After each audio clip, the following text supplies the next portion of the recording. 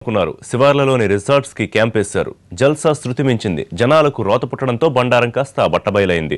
Party మాట పక్కన పెడితే పరువు కాస్త బజారున పడి పోలీస్ స్టేషన్కు వెళ్లాల్సిన పరిస్థితి వచ్చింది.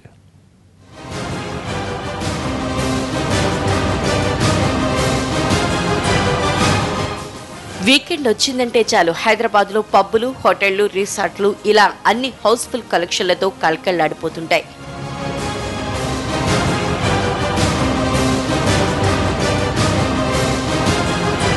రేవ్ పార్టీల విషయానికొస్తే సిటీలో పోలీసుల నిఘా పెరగడంతో శివార్లకు ఈ కల్చర్ వెళ్లిపోయింది. గుట్టుచప్పుడు కాకుండా అర్ధరాత్రి పార్టీలు సాగిపోతున్నాయి.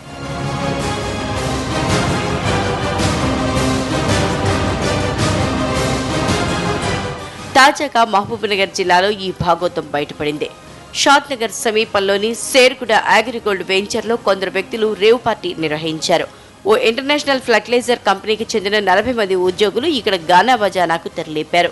హైదరాబాద్, రాజస్థాన్, బెంగళూరు, యూపీకి చెందిన 8 మంది యువతులతో అశ్లీల నృత్యాలు, మందు మార్పులంతో అక్కడ హోరెత్తించారు.